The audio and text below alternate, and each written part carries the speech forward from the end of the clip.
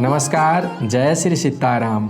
मित्रों, भगवान राम माता सीता से जुड़ी कथा कहानी सुनने के लिए देवता भी तरसते हैं। कई जन्मों के बाद मनुष्य में जन्म मिलता है और ये दुर्लभ मानव शरीर को सुंदर और पवित्र सार्थक बनाने के लिए भगवान को गुणगान करते रहना चाहिए। मित्रों, भगवान श्री राम माता सीता को कथा सुनने में जो आनंद, सुकून, रस मिलता है, ये सुकून किसी वस्तु को पाने के बाद भी नहीं मिलता। जब तक पृथ्वी रहेगी, राम सीता का पवित्र कथाओं का बड़े आदर से लिया जाएगा। मनुष्य इस कथा को सुनने के लिए व्याकुल रहते हैं, क्योंकि इसे सुनने से मन को शांति प्रदान करती है। कहा जाता है, ईश्वर के मर्जी के बिना पता भी नहीं हिलता। हम जो कर्म करते हैं उसी कर्म के अनुसार ही हमें फल मिलता है। आखिर कोई तो है जो हमारे कर्म का हिसाब किताब रखता है और उसी अनुसार हमें फल मिलता है। मैं भगवान राम से प्रार्थना करता हूँ कि आपका घर परिवार खुश रहे, घर में सुख समृद्धि बनी रहे। दोस्तों, मुझे उम्मीद है कि आप इस वीडियो को पूरा देखेंगे तो सबसे पहले जानेंगे भगवान विष्णु राम अवतार में आने का वजह क्या था। इसे जुड़ी रोचक कथाओं से जानेंगे। और दूसरा है भगवान राम माता सीता के प्रेम भरी कहानी। भगवान राम अयोध्या से मिथिला कैसे पहुंच गए। तो वीडियो पसंद आई तो वीडियो को लाइक और चैनल सब्सक्राइब जरूर कर देना। मित्रों, भगवान विष्णु के 7वें अवतार से जुड़ी पौराणिक कथा जिसके बारे में बहुत कम लोग जानते हैं। जब जब पृथ्वी पर कोई संकट आता है तो भगवान अवतार लेकर उस संकट को दूर करते हैं। भगवान शिव और भगवान विष्णु ने कई बार पृथ्वी पर अवतार लिया है। उसमें से सबसे सुंदर, मनोरम, मनमोहक राम अवतार और कृष्ण अवतार है। भगवान राम को पृथ्वी पर आने के बहुत से कारण है। इससे जुड़ी अनेक पौराणिक कथा मिलते हैं, जैसे रावण और कुंभकर्ण का वध करने के लिए भगवान विष्णु ने राम अवतार में आए। और दूसरा है मनु और शत्रुपा को दिए वरदान के कारण। तीसरा है नारद मुनि के श्राप का मान रखने के लिए विष्णु जी ने धरती पर राम अवतार में आए। कुछ रोचक प्रसंग भी मिलते हैं, जैसे अहिल्या को भगवान राम के ही हाथों श्राप मुक्त होनी थी। उधर सौरी भी तो राम को दर्शन के अभिलाषा से रात दिन राम राम जपते जपते बूढ़ी हो गई थी। उसे भी तो दर्शन देना था। ऐसे बहुत सारे कारण मिलते हैं, लेकिन नारद मुनि के श्राप से जुड़ी प्रसंग बताना चाहूँगा। एक दिन नारद मुनि को लगा, मैं तो कामदेव पर विजय प्राप्त कर ली है। कामदेव की माया से हम मुक्त हो गया हूँ। नारद मुनि को इस बात का अहंकार हो गया। इस बात से नारद जी को मन में बेचैन होने लगा कि मैं इस बात को किससे बताऊं कि मैं कामदेव पर विजय प्राप्त कर लिया हूँ। नारद मुनि इस बात का बखान करने भगवान शिव के पास पहुँचा और उसने इस पूरे बातों को भगवान शिव को बताया कि हम कामदेव पर विजय प्राप्त कर लिया हूँ। जिसे सुनने के बाद भगवान शिव को पता चला कि नारद मुनि को अहंकार हो गया है। भगवान शंकर जी सोचा कि नारद को इस अहंकार की बात अगर विष्णु जी को पता चल गई तो नारद मुनि के लिए अच्छा नहीं होगा। इसीलिए भगवान शिव ने नारद जी से कहा कि जो बात तुमने हमें बताई है, ये बात भगवान विष्णु को मत बताना। लेकिन नारद जी कहाँ मानने वाले, और वह तुरंत क्षीर सागर में भगवान विष्णु के पास पहुँच गए और उन्हें कामदेव पर विजय प्राप्त करने की सारी बातें विष्णु जी को सुना डाली। भगवान विष्णु को लगा कि आज तो नारद मुनि को अहंकार हो गया है। अपने भक्त को अहंकार को भगवान विष्णु सहन नहीं कर पाते थे। इसीलिए विष्णु जी ने नारद मुनि के अहंकार को दूर करने और उसे मुक्त करने के एक उपाय सोचा।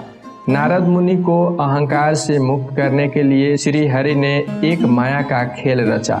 जब नारद जी बैकुंठ से लौट रहे थे तो रास्ते में उन्हें एक सुंदर महल और समृद्ध नगर दिखाई दिया, जिसे भगवान विष्णु ने अपनी माया से रचा था। नारद मुनि अपनी धुन में होने के कारण कुछ समझ न पाए और वह राजमहल में पहुंच गए। राजमहल में राजा को सुंदर पुत्री को देख वह मोहित हो उठे।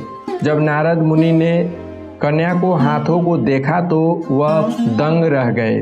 उसकी रेखाओं के अनुसार उसका पति विश्व विजेता और तीनों लोगों का स्वामी होगा। नारद जी यह देखने के बाद वैराग्य को भूल गए तथा विवाह की कामना लेकर वह भगवान विष्णु के पास वापस वैकुंठ पहुंच गए। भगवान विष्णु से विनती की कि मुझे रूपवान और सुंदर बना दे।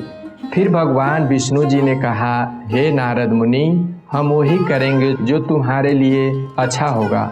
नारद जी ने भगवान विष्णु को बातों को नहीं समझा और वह खुशी से वैकुंठ से लौट आए। सीधे विवाह के स्वयंवर में पहुंच गए, जहां कन्या ने नारद मुनि की तरफ देखा भी नहीं और उसने किसी और के गले में वरमाला डाल दी, जिससे नारद मुनि बहुत निराश हुए।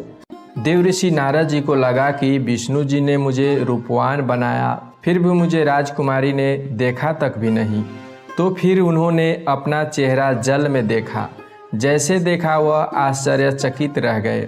उनका चेहरा बंदर की भांति था, जिसे देखने के बाद नारद मुनि क्रोधित हो उठे और वापस वैकुंठ पहुँचे, जहाँ पर उन्होंने देखा कि वहाँ राजकुमारी भगवान विष्णु के बगल में बैठी है, जिसके कारण क्रोध में आकर नारद जी ने भगवान विष्णु जी के भला बुरा कहा और श्राप दे डाला। जिस प्रकार आपने बंदर के समान मेरा मुख बनाकर मेरा उपहास अपमान कराया है, मैं भी आपके श्राप देता हूँ कि आप पृथ्वी पर मनुष्य के अवतार में जन्म लेंगे और आपको बंदर से मदद लेना होगा। साथ ही जिस प्रकार मुझे एक स्त्री से दूर रखा है, ठीक उसी प्रकार आपको भी एक स्त्री का वियोग सहना पड़ेगा। नारद मुनि के इस श्राप के कारण भगवान विष्णु ने धरती पर मर्यादा पुरुषोत्तम भगवान श्री राम के रूप में अवतार लिया और पत्नी के वियोग भी सहना पड़ा। त्रेता युग में भगवान विष्णु ने राजा दशरथ के यहाँ माता कौशल्या के गर्भ से पुत्र के रूप में जन्म लिया। भगवान राम बचपन से ही शांत स्वभाव के वीर पुरुष थे। उन्होंने मर्यादाओं को हमेशा सर्वोच्च स्थान दिया तथा इसी कारण उन्हें मर्यादा पुरुषोत्तम राम के नाम से जाना जाता है। उनका राज्य न्याय प्रति और खुशहाल माना जाता था। मित्रों, अब मैं भगवान राम और माता सीता की मिलन के प्रसंग बताना चाहूँगा। किशोर अवस्था में गुरु विश्वामित्र उन्हें वन में राक्षसों द्वारा मचाए जा रहे उत्पात को समाप्त करने के लिए साथ ले गए थे। राम के साथ उनके छोटे भाई लक्ष्मण भी इस कार्य में उनके साथ थे। गुरु विश्वामित्र की तपोभूमि राक्षसों द्वारा आक्रांत हो रहे थे। ताड़क नामक राक्षसी विश्वामित्र जी की तपोभूमि में निवास करने लगी थी। समय आने पर विश्वामित्र जी को निर्देशन पर प्रभु श्री राम के द्वारा वहीं पर उसका वध हुआ। राम ने उस समय ताड़का नामक राक्षसी को मारा तथा मारीच को पलायन किया। गुरु विश्वामित्र राम और लक्ष्मण को धनु विद्या भी देते थे। साथ ही साथ दोनों राजकुमार गुरु के साथ जंगल जंगल टहलते थे। ऐसा ही टहलते टहलते गुरु विश्वामित्र के साथ भगवान राम और लक्ष्मण मिथिला पहुंच गए थे। गुरु विश्वामित्र के पूजा के लिए फूलों की ज़रूरत थी। फूल लेने के लिए पुष्प वाटिका यानी कि फूलों के बगीचा में जाते हैं। उसी पुष्प वाटिका में माता सीता भी अपनी सखियों के साथ पार्वती मंदिर में पूजा करने के लिए आती है। उस समय माता सीता पूरी साज सजा के साथ यानी कि श्रृंगार करके आई थी। वहीं पर माता सीता की आवाज़ भगवान राम के कानों में पड़ती है।